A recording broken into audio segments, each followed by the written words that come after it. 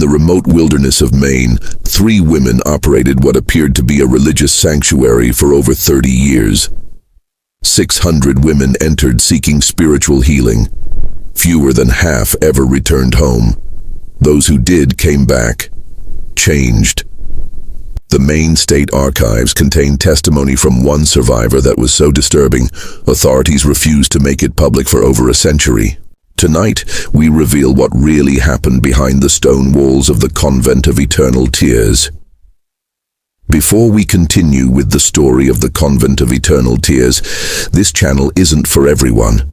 Only for the bravest souls who dare to uncover the darkest chapters of American history. If you have the courage to hear what really happened in the shadows of our past, hit that subscribe button and let us know in the comments what state you're listening from. Are you brave enough to join our community of true mystery seekers? Let's find out together. What makes this story particularly chilling is that it wasn't driven by religious fanaticism or supernatural forces, but by something far more terrifying. The calculated pursuit of knowledge at any human cost, hidden behind a facade of Christian charity. In the late 18th century, the District of Maine was still part of Massachusetts, a wilderness territory where isolated communities struggled to survive harsh winters and even harsher realities. The coastal town of Millbridge, population barely 300 souls, served as a trading post for lumber merchants and fishermen brave enough to navigate the treacherous waters of the Atlantic. 15 miles inland, through dense forest, marked only by Native American hunting trails, lay a parcel of land that would become synonymous with unspeakable horrors. The Ashford women arrived in Millbridge on a grey October morning in 1798. Their horse-drawn wagon loaded with mysterious crates and medical supplies that drew curious glances from townspeople. Mother Superior Agatha Ashford stepped down from the wagon with the bearing of European nobility. A striking woman in her early 40s with silver-streaked auburn hair and penetrating grey eyes that seemed to catalogue every detail of her surroundings. Her voice carried the refined accent of educated English society, and her manner suggested someone accustomed to command and absolute obedience. Sister Prudence Ashford emerged next, a tall, gaunt woman of 30 with alabaster skin and hands that moved with the precise grace of a master craftsman. Her fingers were long and pale, with an unusual steadiness that would later prove essential to her gruesome work. Unlike her superior, Prudence spoke little, observing the world through pale blue eyes that revealed nothing of her thoughts. When she did speak, her voice held traces of a Scottish accent, cultured but with an underlying coldness that made even hardened frontiersmen uncomfortable. The youngest of the trio, novice Temperance Ashford, appeared to be barely past 22 years. She possessed a haunting beauty that drew immediate attention. Raven black hair, porcelain skin, and dark eyes that seemed to hold ancient secrets. But there was something unsettling about her beauty, a quality that made mothers instinctively pull their children closer when she passed. Her smile never reached her eyes, and she had an unnerving habit of studying people as if they were specimens in a collection. The Ashford women claimed to be Anglican nuns fleeing religious persecution in England, seeking to establish a new order in the American wilderness. They carried impressive letters of recommendation from English church officials, documents that would later be revealed as masterful forgeries. Their story was compelling enough to satisfy the Protestant community of Millbridge, who viewed the presence of educated religious women as a civilizing influence on their rough frontier settlement. With gold coins that seemed inexhaustible, the sisters purchased nearly 200 acres of remote forest land from a grateful widow who had struggled to pay her late husband's debts. The price they paid, 3 times the land's assessed value, raised eyebrows, but also ensured enthusiastic cooperation from local authorities. They immediately hired every available carpenter, mason, and laborer in the region to construct their religious retreat. The building that rose from the wilderness over the following 8 months was unlike any religious structure the workers had ever seen. 3 stories of grey stone quarried from the nearby coast, with walls thick enough to muffle any sound from within. The windows were unusually small and positioned high on the walls, making it impossible to see inside from ground level. Most peculiar was the basement level, which required extensive excavation and reinforced foundations far beyond what would be needed for simple storage. When questioned about the unusual architecture, Mother Superior Agatha explained with a serene smile that penitence requires solitude, and solitude requires proper containment. Our sisters in England have learned that spiritual healing is most effective when the penitent is completely removed from worldly distractions. The explanation satisfied most listeners, though some of the older workers privately wondered why a house of God needed to look so much like a fortress. The Ashford women supervised every detail of construction with meticulous attention. They insisted on specific modifications that seemed strange to the builders: reinforced doors with heavy locks, drainage systems that could handle large volumes of liquid, and ventilation shafts that seemed more appropriate for a medical facility than a convent. When workers asked about these features, the sisters cited their experience with similar religious institutions in Europe, claiming these were standard accommodations for intensive spiritual counseling. Dr. Samuel Hartwell, the circuit physician who traveled between frontier settlements, became one of the sisters' earliest and most enthusiastic supporters. A man in his 50s, with a reputation for progressive medical thinking, Dr. Hartwell was immediately impressed by the sisters' apparent knowledge of feminine psychology and mental disorders. During their first meeting, he was amazed by their sophisticated understanding of conditions that most physicians barely recognized. The sisters possess remarkable insight into the nature of feminine hysteria and melancholia, he wrote in his journal. Their methods, while unconventional, are based on sound medical principles that I fear are decades ahead of current American practice. They speak of techniques for addressing the root causes of mental disturbance rather than merely treating symptoms. What Dr. Hartwell didn't record in his official journal was the private conversation he had with Mother Superior Agatha about the financial arrangements for their collaboration. In exchange for referring difficult cases to the convent and providing medical supplies through his connections, Dr. Hartwell would receive a substantial monthly payment and access to detailed case studies that could advance his own medical career. For a physician struggling to make a living on the frontier, it was an offer too valuable to refuse. The convent's reputation spread throughout the territory with remarkable speed. Families from settlements as far as Portsmouth, Portland, and even Boston began hearing whispered recommendations about the Ashford sisters' miraculous ability to transform troublesome women into model citizens. The cost was steep: $20 silver for a month's treatment, $50 for 3 months, and $100 for what they called complete reformation. But for desperate families dealing with scandalous daughters or hysterical wives, it seemed a small price to pay for peace and respectability. The types of women sent to the Convent of Eternal Tears reflected the social anxieties of early 19th century America. Unmarried mothers who refused to reveal their lovers' identities arrived alongside wives who had publicly challenged their husband's authority. Daughters who rejected arranged marriages were delivered to the same institution that received women who had shown too much interest in books or politics. The common thread was defiance. Women who had somehow stepped outside the narrow boundaries of acceptable feminine behavior.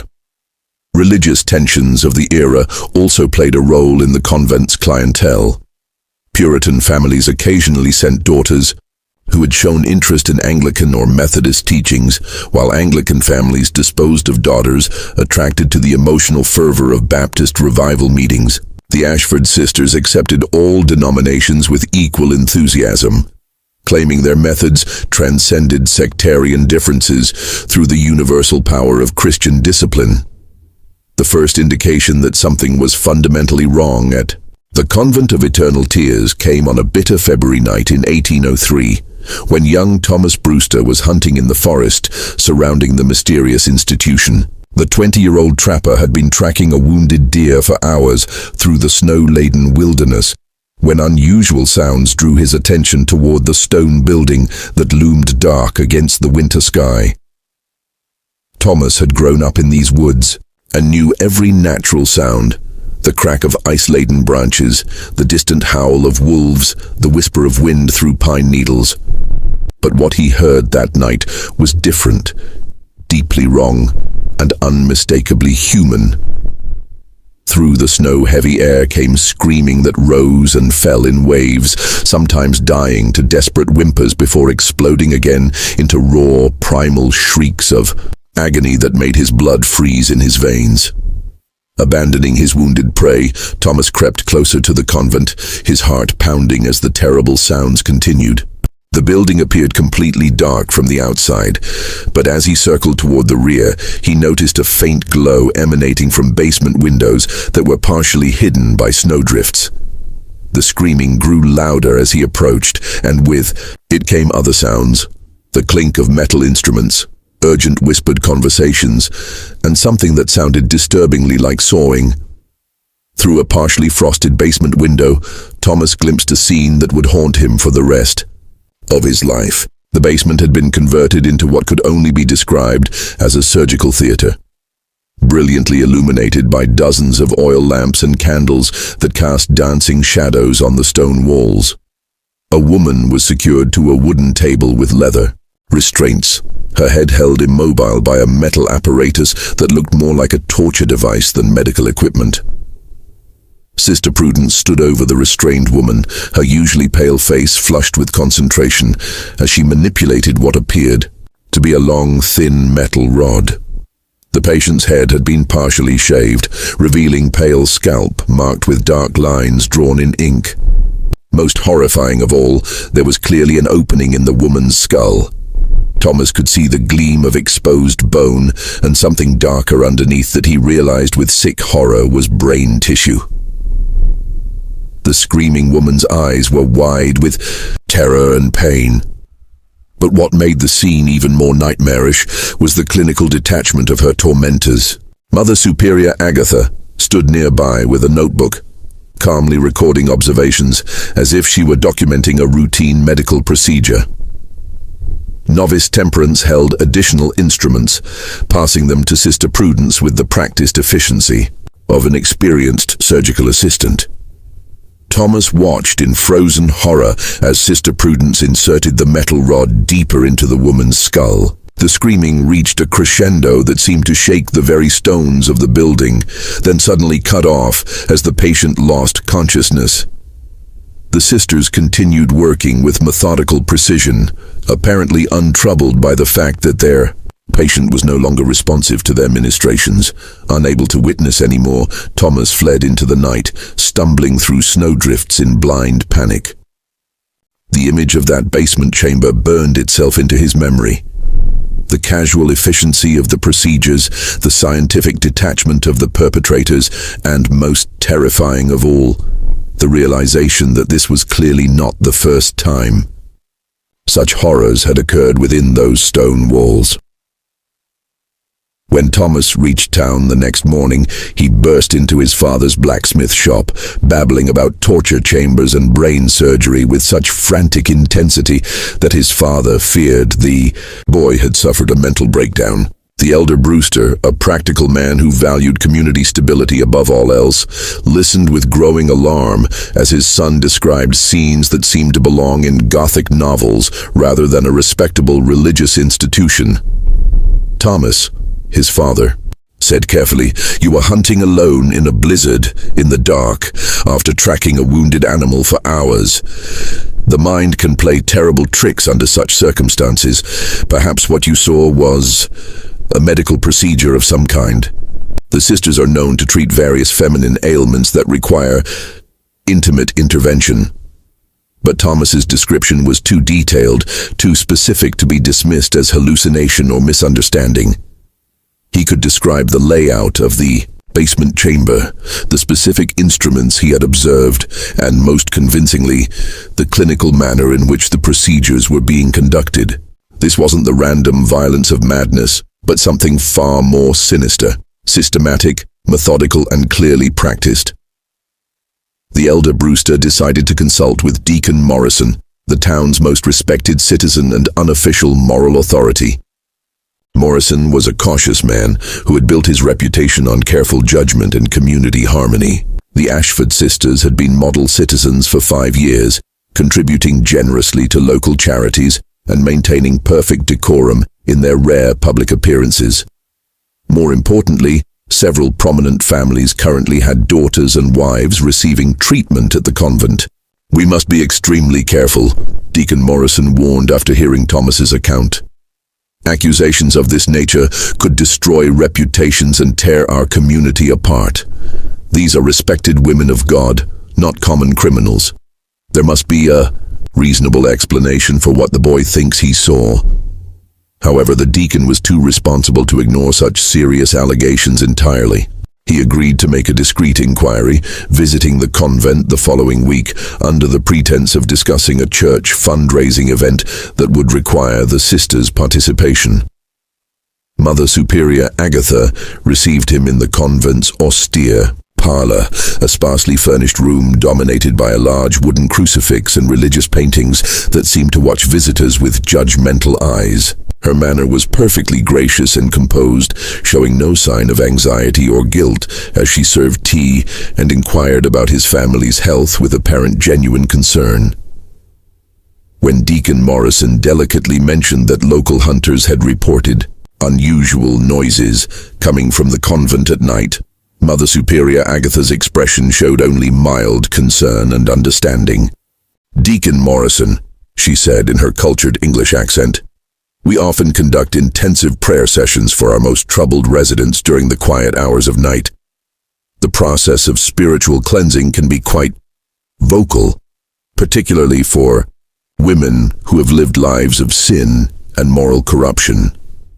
She explained that many of their patients arrived in states of severe spiritual distress, possessed by demons of pride, lust, and rebellion that fought desperately against the purifying power of Christian discipline. "Some women," she continued with sympathetic sadness, "have allowed evil to take such deep root in their souls that the process of extraction requires considerable effort. The sounds your hunters heard were likely the cries of demons being cast out through the power of prayer and penance."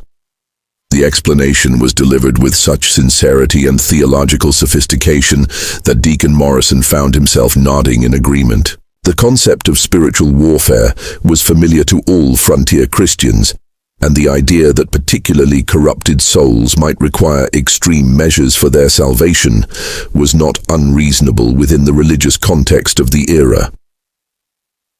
Mother Superior Agatha then offered to show him through the upper levels of the convent, leading him through Spartan but clean dormitory rooms, where several women sat in silent contemplation. The residents appeared calm and deeply absorbed in prayer or meditation, though Deacon Morrison noticed they seemed unusually subdued, moving with mechanical precision rather than natural human spontaneity. When he attempted to make eye contact with them, they seemed to look through him rather than at him, as if their attention was focused on something invisible in the distance. When the deacon asked about visiting the basement levels, Mother Superior Agatha explained that they served as the convent's intensive spiritual counseling facilities for women requiring the most focused attention. "I'm afraid it would be inappropriate for a man to witness such intimate procedures," she said with a modest smile. "Some of our treatments for feminine spiritual corruption require private examination of the soul that would compromise the patient's dignity if observed by male eyes." The explanation seemed reasonable within the social conventions of the time, and Deacon Morrison left the convent feeling reassured that Thomas Brewster had indeed misinterpreted what he had witnessed. However, something continued to trouble him during the ride home. A subtle wrongness that he couldn't quite identify, but couldn't shake from his thoughts. The women he had observed seemed too quiet, too controlled, moving with an unnatural uniformity that reminded him more of sleepwalkers than conscious human beings. And there had been a smell throughout the building that he couldn't quite place. Not just the expected odors of medicine and cleaning solutions, but something else underneath. Something that reminded him uncomfortably of the battlefield hospitals he had visited during the Revolutionary War, where the stench of blood and suffering had been so thick it seemed to coat the inside of his throat. Following Deacon Morrison's visit, the Ashford sisters implemented additional security measures that made their operations even more secretive. The loud screaming that had alerted Thomas Brewster was replaced by an eerie silence that somehow seemed more ominous than the previous nocturnal disturbances. Local families continued sending their troubled women to the convent, and the sisters continued accepting them with open arms and increasingly sophisticated promises of transformation. However, observant residents began noticing disturbing patterns that suggested something was fundamentally wrong with the treatments being administered. Behind those stone walls, women who entered the convent for spiritual correction often emerged months later as completely different people, not reformed or redeemed, but somehow fundamentally altered in ways that defied explanation. Mary Prescott had been a spirited young woman of 19, known throughout Millbridge for her quick wit, infectious laughter, and stubborn independence that had scandalized her family by refusing 3 marriage proposals from suitable young men. Her parents, mortified by her public displays of willfulness, had finally sent her to the convent for 6 months of spiritual guidance to prepare her for proper married life. When Mary returned home, her parents were initially delighted by the transformation. Gone was the rebellious daughter who had argued about everything from household duties to religious doctrine. In her place was a docile, blank-eyed woman who spoke only when directly addressed and never expressed personal opinions or desires. She accepted the first marriage proposal that came her way with mechanical compliance, showing no emotion or preference about the match. But as weeks passed, Mary's parents grew increasingly concerned about their daughter's condition. She displayed no recognition of favorite foods, cherished possessions, or childhood friends. When shown letters she had written before her treatment, she stared at them without comprehension, as if looking at documents written by a complete stranger. Most disturbing of all, she showed no emotional reaction to anything. Neither joy nor sorrow, pleasure nor pain seemed to register in her consciousness. Dr. Hartwell, when consulted about Mary's condition, praised the sisters' work as a complete success. The patient has been cured of the mental defects that made her unsuitable for marriage and motherhood, he declared confidently. The rebellious spirit that caused her family such distress has been completely eliminated through proper spiritual discipline. However, Mary's mother noticed details that troubled her deeply. Her daughter bore unusual scars on her scalp, partially hidden by her hair but visible during washing and brushing. The scars formed a pattern that suggested some kind of deliberate procedure rather than accidental injury. When questioned about them, Mary showed no memory of how they had been acquired, stating simply that she remembered nothing about her time at the convent except praying very hard to become a better woman. Similar transformations occurred with increasing frequency as the convent's reputation spread throughout New England. Hannah Morse, sent for treatment of melancholia following the death of her infant son, returned home after 3 months as an unnaturally cheerful woman who claimed to have no memory of ever having a child.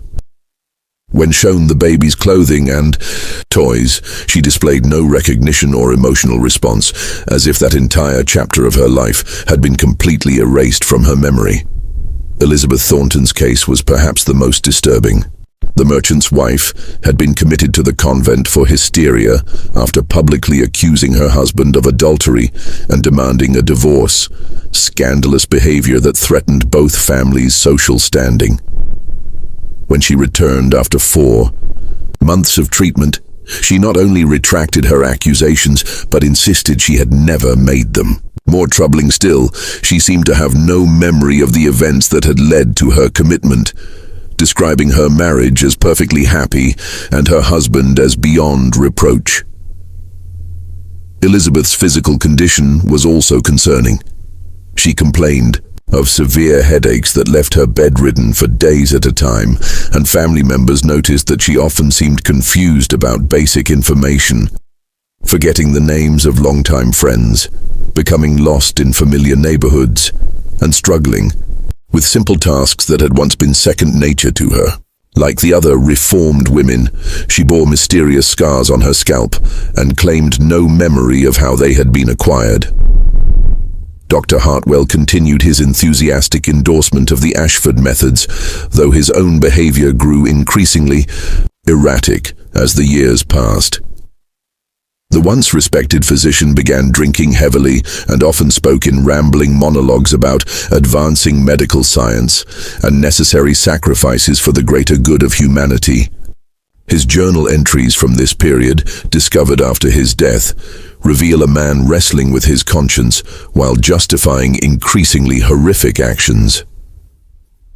The procedures I have witnessed challenge every principle of medical ethics I was taught, yet the results are undeniable. The sisters have achieved what European physicians only theorize about: the ability to alter personality, suppress specific memories, and modify behavior through direct surgical intervention in the brain. Their documentation is meticulous, their methodology sound, their results consistent and reproducible. History will judge whether we are pioneers advancing human knowledge or monsters exploiting human suffering. The flow of correspondence between the convent and various European medical institutions intensified dramatically during this period. Local postal workers, though sworn to confidentiality through generous payments, couldn't help but notice the volume of packages and letters bearing foreign addresses. The Ashford sisters were receiving regular shipments of medical texts, surgical instruments, and chemical compounds, while sending out detailed reports and what appeared to be preserved biological specimens. Mother Superior Agatha began making monthly trips to Portland and Boston, always returning with crates of supplies and equipment that required careful handling. She explained to curious locals that the convent was pioneering revolutionary treatments for feminine mental disorders, combining traditional spiritual healing with the latest advances in European medical science. Her cultured manner and obvious education made these explanations seem plausible to a community that valued both religious faith and scientific progress. But some residents remained deeply suspicious of the changes they observed in the convent's patients. Martha Goodwin, whose daughter Rebecca had undergone treatment and returned fundamentally altered, began quietly questioning other families about their experiences. She discovered a disturbing pattern. None of the women who had received intensive treatment in the basement facilities could remember anything about their time at the convent except fragments of prayers and religious instruction. Martha's investigation revealed another troubling fact. Several women had simply never returned from the convent at all.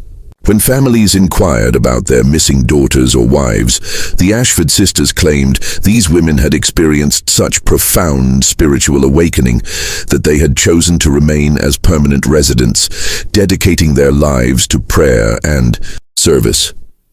However, families who requested to visit these supposed residents were politely but firmly turned away, told that the women had taken strict vows of silence and seclusion that prohibited any contact with their former lives. The mystery deepened when Martha learned that the convent was accepting women from increasingly distant locations. Wealthy families from New York, Philadelphia, and even Charleston were sending their most problematic daughters to the remote Maine institution, apparently willing to pay substantial sums and travel great distances for the promise of complete behavioral transformation. The fees had risen accordingly. The sisters now charged up to $500 for what they termed comprehensive reformation. a process that typically required 6 months and guaranteed permanent elimination of all undesirable traits and tendencies. As the convent entered its second decade of operation, the Ashford sisters had established themselves as recognized authorities on feminine mental disorders throughout the medical communities of both America and Europe. Their carefully crafted reputation attracted attention from some of the most prominent physicians and researchers of the era, men who were fascinated by the detailed case studies and remarkable success rates documented in the sisters' regular correspondence with medical institutions. Dr. Jonathan Whitmore of Harvard Medical School became one of their most dedicated correspondents, maintaining a regular exchange of letters that lasted for over 15 years. In his communications, preserved in the Harvard archives, he expressed amazement at the sophistication of their research. "Your documentation of behavioral modification techniques surpasses anything I have encountered in contemporary European literature. The precision with which you correlate specific physical interventions with predictable personality changes suggests a level of understanding that our profession will not achieve for decades." What Dr. Whitmore didn't realize was that he was reading clinical descriptions of procedures that would later be recognized as primitive forms of lobotomy, trepanation, and systematic brain damage. The Ashford sisters had developed a sophisticated understanding of cranial anatomy and brain function through years of unrestricted experimentation on human subjects, accumulating knowledge that legitimate researchers could only theorize about, based on animal studies and post-mortem examinations. The sisters' research methodology was disturbingly thorough. They maintained detailed records of each patient's personality traits, behavioral patterns, and psychological characteristics before treatment, then documented every aspect of their experimental procedures with scientific precision. Post-treatment observations tracked changes in memory, personality, cognitive function, and behavior, with the same meticulous attention to detail that characterized legitimate medical research. Their surgical techniques evolved significantly during this period. Sister Prudence had become remarkably skilled at what she termed targeted cranial intervention, developing methods for accessing specific regions of the brain through carefully calculated entry points. Her detailed anatomical drawings, discovered decades later, showed various approaches to different brain structures with precise measurements and angles that demonstrated sophisticated understanding of cranial anatomy. The procedures themselves were conducted with clinical detachment that made them even more horrifying. Patients were typically sedated with laudanum or other opiates, but not enough to eliminate consciousness entirely. The sisters needed their subjects to remain responsive so they could monitor the effects of their interventions in real time. They would ask questions, give commands, and observe changes in behavior as they manipulated different brain regions with their instruments. Novice Temperance had evolved into the group's expert on what they called psychological conditioning and behavioral reconstruction. She developed elaborate protocols for reinforcing the effects of surgical procedures through carefully designed programs of reward and punishment, sensory manipulation, and psychological pressure. Her methods included controlled nutrition, sleep deprivation, temperature extremes, and social isolation, all calibrated to break down existing personality structures and rebuild them according to desired specifications.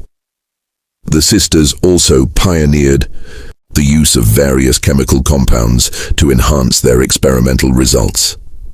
Through their network of medical contacts, they obtained access to substances that wouldn't be available to mainstream medicine for decades. They experimented with different drug combinations, documenting their effects on consciousness, memory, and susceptibility to psychological manipulation with the same systematic approach they brought to their surgical work.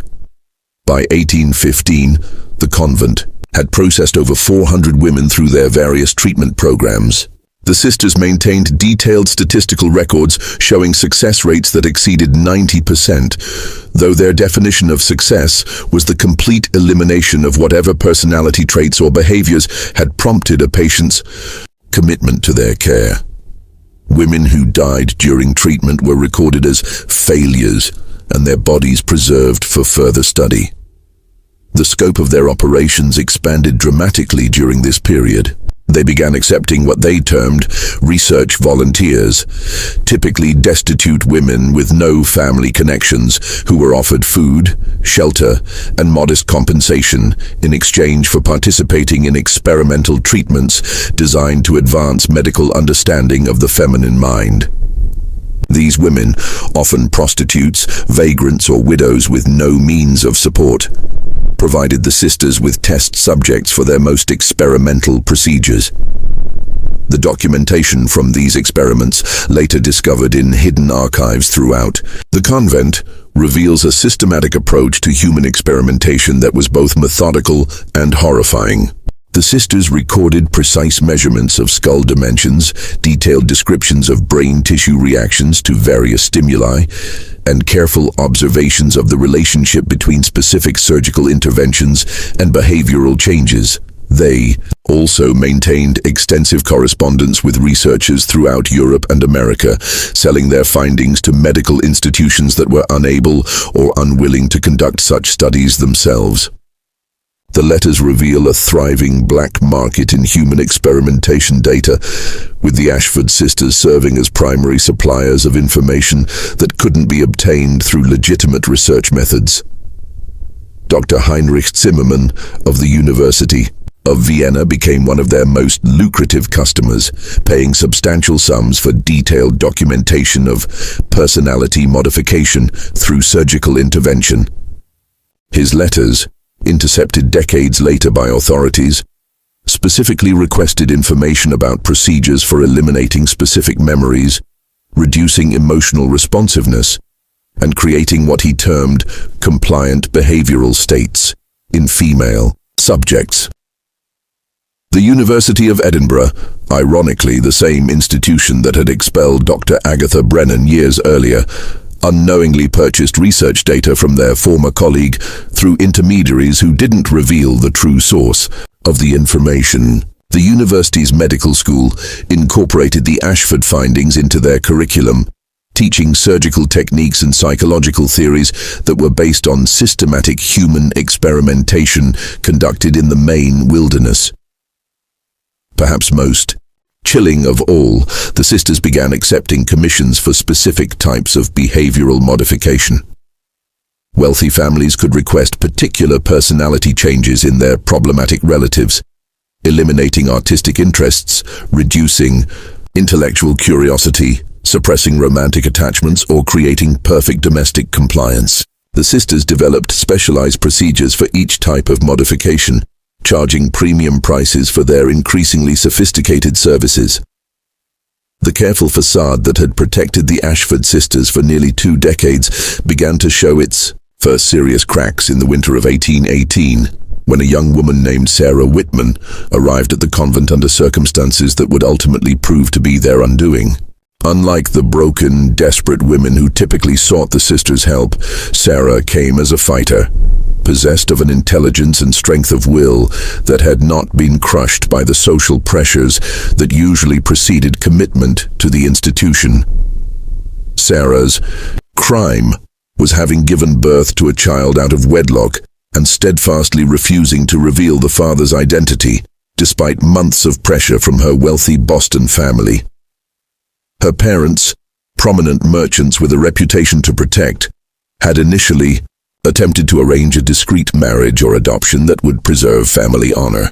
When Sarah rejected both options, insisting on her right to keep her child and live independently, they declared her mentally unstable and arranged for her commitment to the Convent of Eternal Tears. At 24, Sarah possessed a formidable intellect that had been nurtured by progressive parents until her pregnancy made her an embarrassment. She had received an unusually comprehensive education for a woman of her era, including exposure to medical texts through her father's connections with Boston physicians. This background gave her knowledge that would prove crucial to recognizing the true nature of the Ashford sisters' activities. From the moment of her arrival, Sarah understood that the convent was not what it appeared to be. The other residents moved with the mechanical precision of people whose personalities had been fundamentally altered, their responses unnaturally controlled and their eyes disturbingly vacant.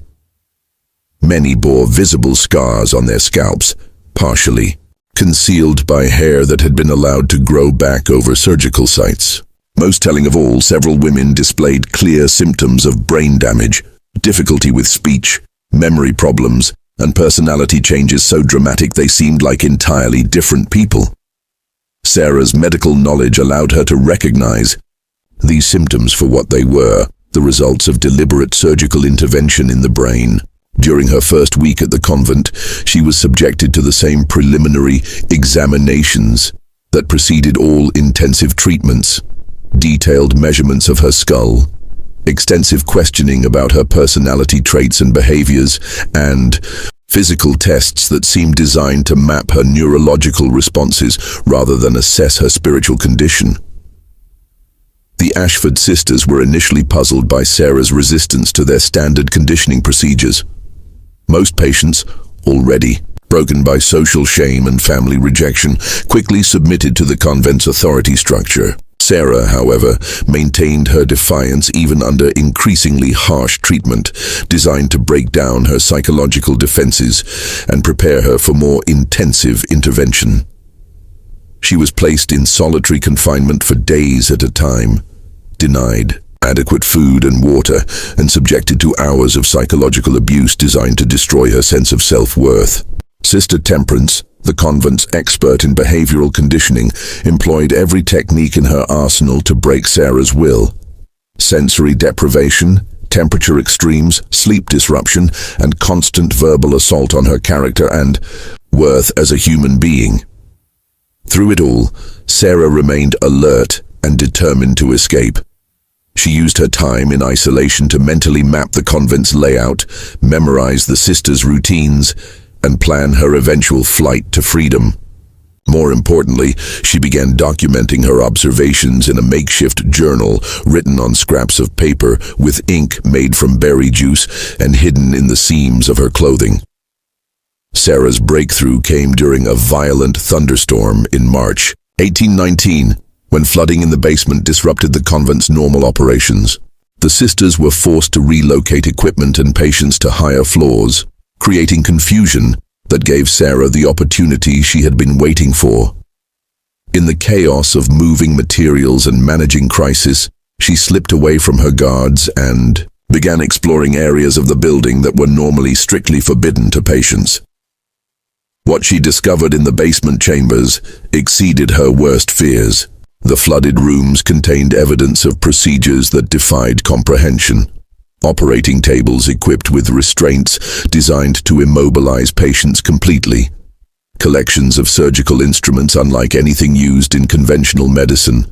And most horrifying of all, preserved specimens of human brain tissue floating in glass jars, each carefully labeled with patient names, dates, and procedural notes.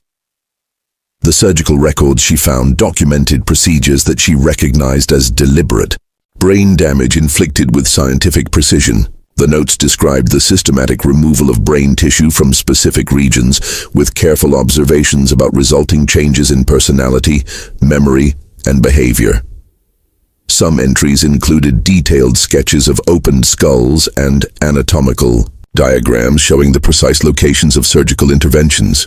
Most damning of all, Sarah discovered extensive correspondence files containing letters from European physicians who were purchasing the sisters' research data for substantial sums of money.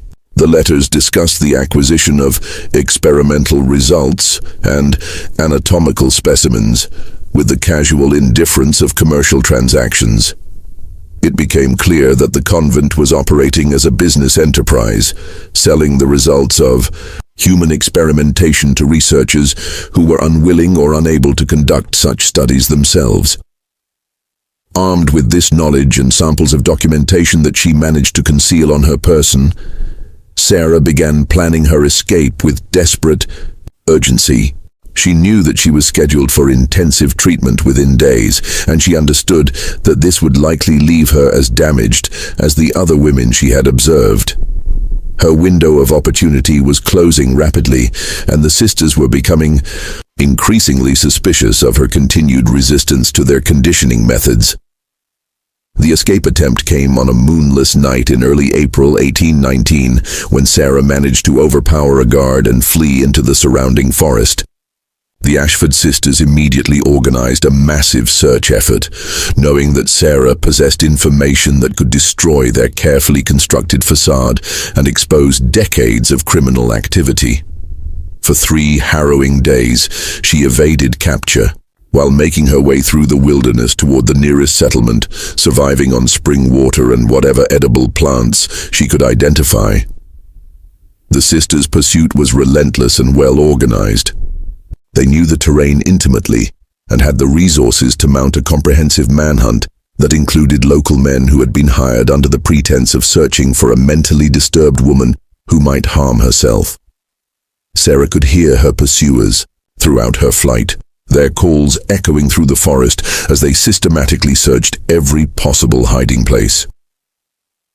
On the second night of her escape, Sarah was nearly recaptured when she stumbled into a search party while seeking shelter from a sudden rainstorm. Only quick thinking and intimate knowledge of the forest, gained during childhood visits to her grandfather's logging camp, allowed her to evade detection.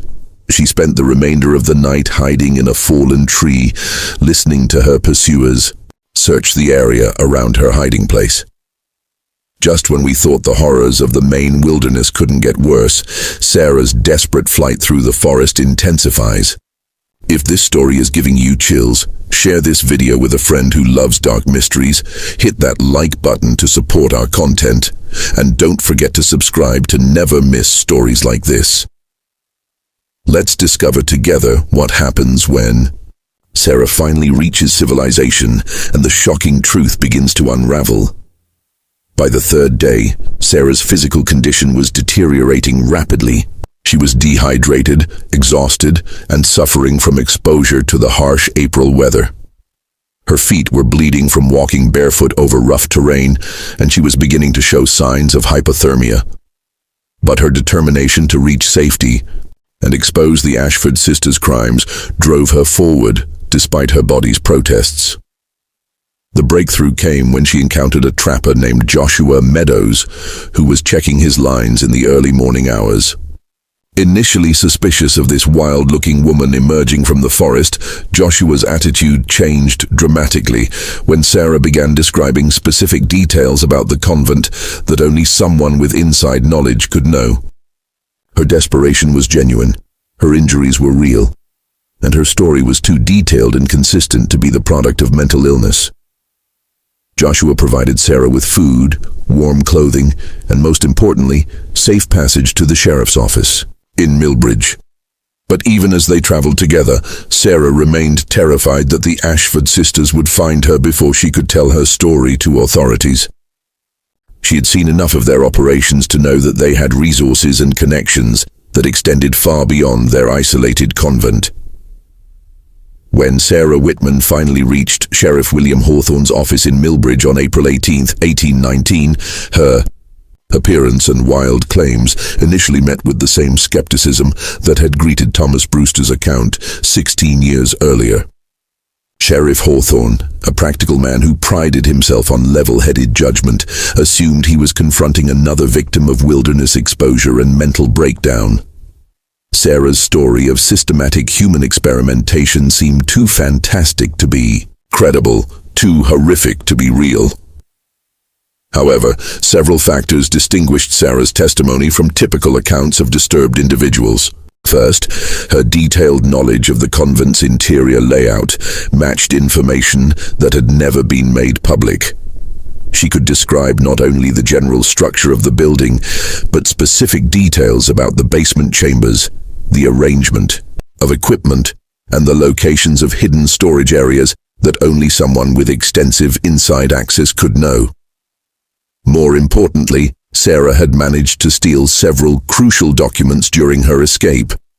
Surgical notes, correspondence with European medical institutions, and patient records that provided concrete evidence of the Ashford sisters' activities. These documents, written in clinical language but describing procedures that would be considered war crimes by modern standards, left no doubt about the systematic nature of the horrors being conducted at the convent.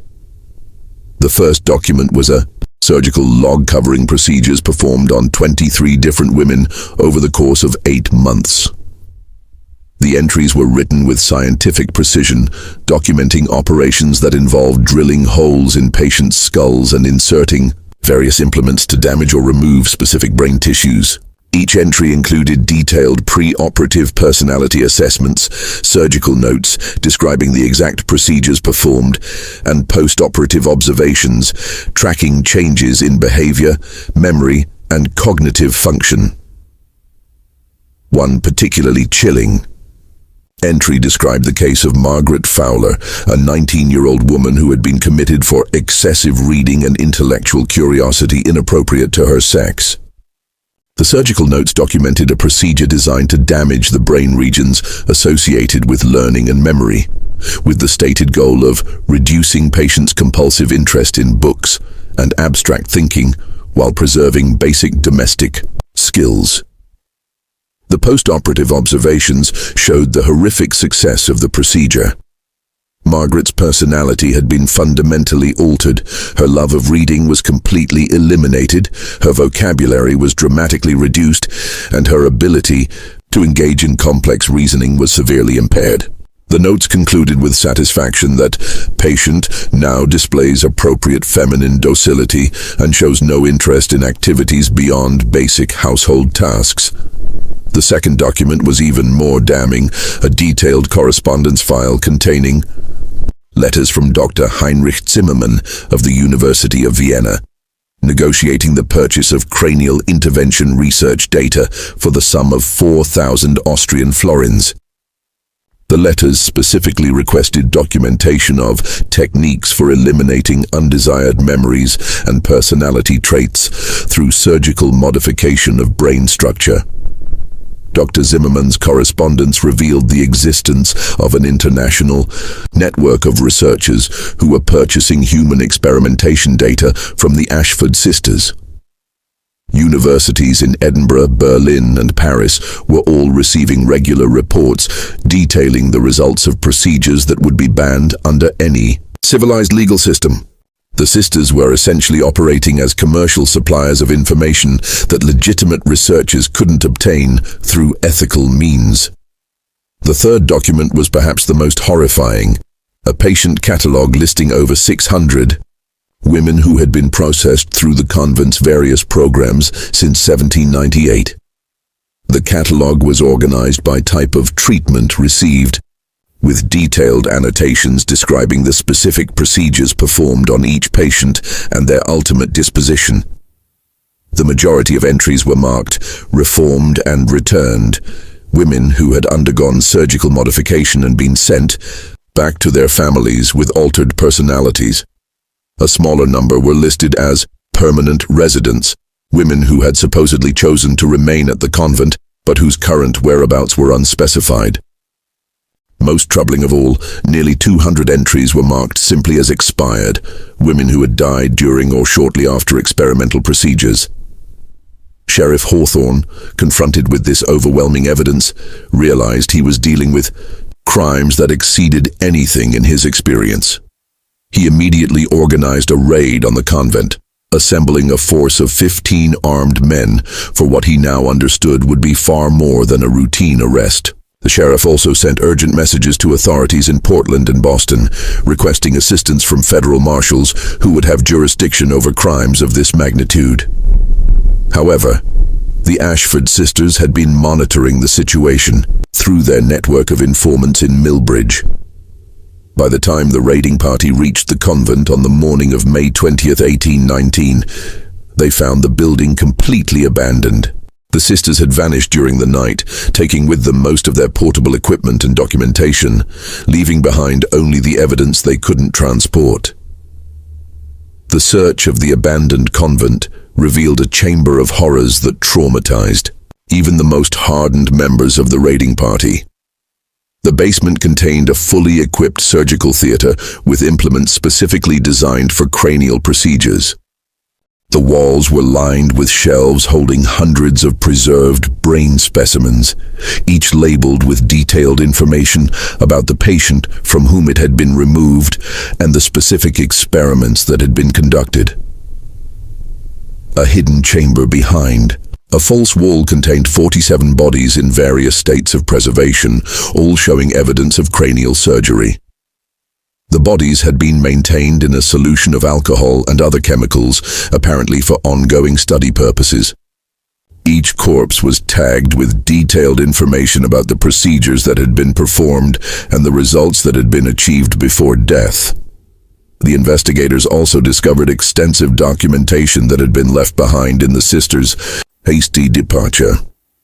File cabinets contained thousands of pages of surgical notes, patient records, and correspondence with medical institutions throughout the world. The scope of the operation was staggering. The sisters had been conducting systematic human experimentation for over 20 years, documenting procedures that wouldn't be recognized by mainstream medicine for decades. Dr. Samuel Hartwell, when confronted with evidence of his complicity in the operation, initially attempted to justify his involvement by claiming he was advancing medical science for the benefit of humanity. These women were already lost to society, he argued desperately. Their conditions made them unsuitable for normal life. At least their suffering contributed to knowledge that will help future generations. However, when presented with the full scope of the experimentation and the evidence of systematic murder disguised as medical treatment, Dr. Hartwell suffered what appeared to be a complete mental breakdown. In his final confession, delivered while under guard in the Millbridge jail, he revealed the true identities of the Ashford sisters and the full extent of their criminal background. The women known as Mother Superior Agatha, Sister Prudence, and Novice Temperance Ashford were actually Dr. Agatha Brennan, Dr. Prudence Ashford, and Dr. Temperance Ashford, trained physicians who had been expelled from European medical institutions for conducting unauthorized human experiments. Dr. Brennan had been banned from practicing medicine in Scotland after several patients died during her experimental procedures designed to correct feminine hysteria through surgical intervention.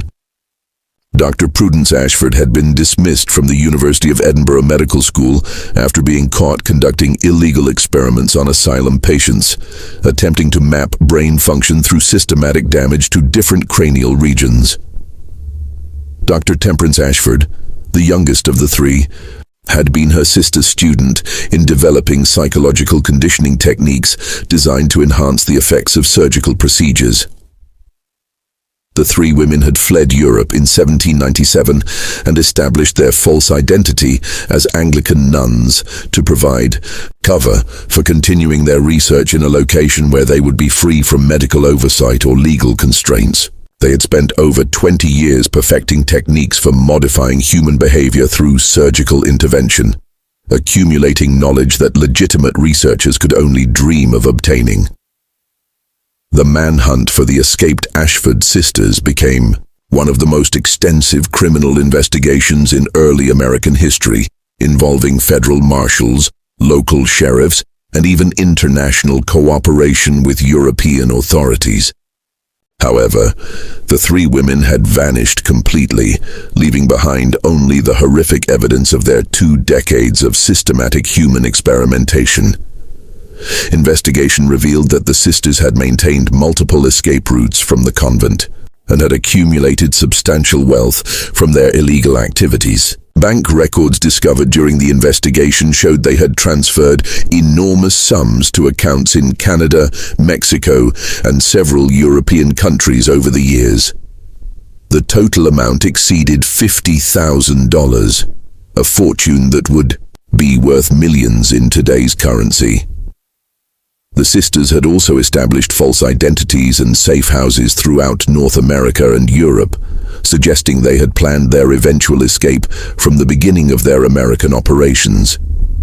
Shipping records indicated they had been gradually moving equipment and documentation out of the convent for months before Sarah's escape, preparing for the possibility that their activities would eventually be discovered. The investigation revealed the full scope of their criminal enterprise. Over the course of 21 years, the Ashford sisters had processed more than 600 women through their experimental programs. Of these, approximately 250 had been returned to their families as successfully treated patients, though investigation revealed that all showed signs of brain damage consistent with surgical intervention. Another 150 women had been reported as choosing to remain at the convent as permanent residents, though no trace of these women was ever found. The sisters had apparently murdered these patients when their conditions made them unsuitable for return to society, preserving their bodies for ongoing study and disposing of the remains when preservation was no longer useful. The remaining 200 women were found in various states of preservation throughout the convent's hidden chambers. These appeared to be patients who had died during experimental procedures or had been deliberately killed when their responses to treatment provided valuable research data. The systematic preservation of these bodies suggested they had been maintained for comparative study over extended periods. The investigation also uncovered evidence of an extensive network of collaborators throughout the medical and academic communities. Dr. Hartwell was only one of several physicians who had referred patients to the convent and provided medical supplies in exchange for access to experimental results.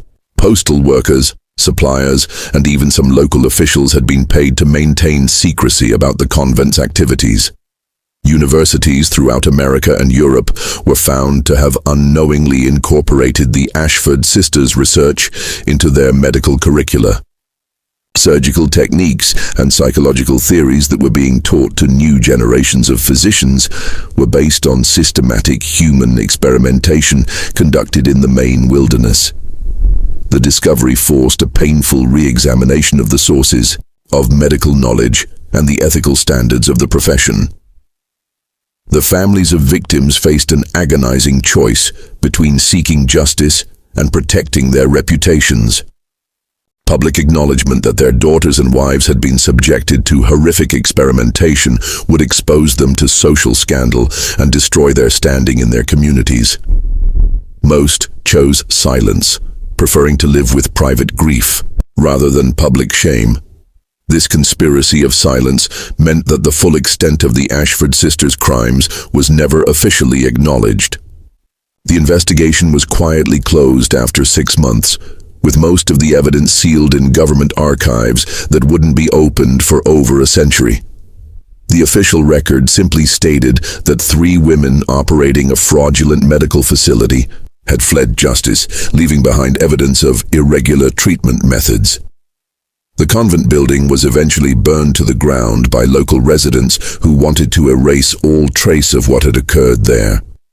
However, the extensive documentation of the sisters' experiments was preserved and eventually made its way to medical institutions throughout the world. Ironically, research that had been obtained through such horrific means contributed to legitimate advances in understanding brain function and psychological disorders.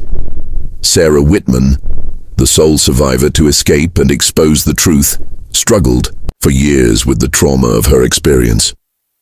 She spent months providing testimony to investigators and helping to identify other victims, but the emotional toll was devastating.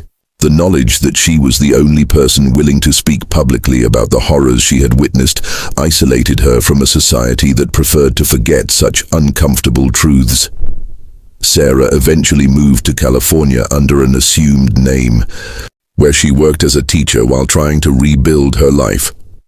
She never married and maintained minimal contact with her family, who were embarrassed by her public testimony about the convent. Her detailed memoir, written shortly before her death in 1863, provided the most complete account of life inside the Convent of Eternal Tears and served as crucial historical evidence of the sisters' crimes. The Ashford sisters themselves were never captured, though unconfirmed reports placed them in various locations throughout the Americas and Europe over the following decades. Some investigators believed they continued their work under different identities, while others suggested they had been killed by associates seeking to eliminate witnesses to their crimes. A reported sighting in Argentina in 1847 described 3 elderly women operating a private medical facility for wealthy families, but investigation proved inconclusive. The most credible account came from a French physician who claimed to have encountered Dr. Agatha Brennan in Paris in 1856. According to his report, she was working under an assumed name as a private physician specializing in nervous disorders in women, using techniques that bore suspicious similarities to the methods documented at the main convent.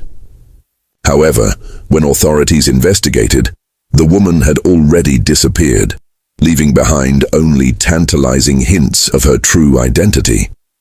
The case of the Convent of Eternal Tears represents one of the most systematic and prolonged examples of human experimentation in American history. The Ashford sisters combined scientific methodology with complete moral bankruptcy, creating a program of research that advanced medical knowledge while destroying hundreds of lives. Their meticulous documentation revealed techniques and insights that wouldn't be officially recognized by mainstream medicine for decades, but at a human cost that defies comprehension.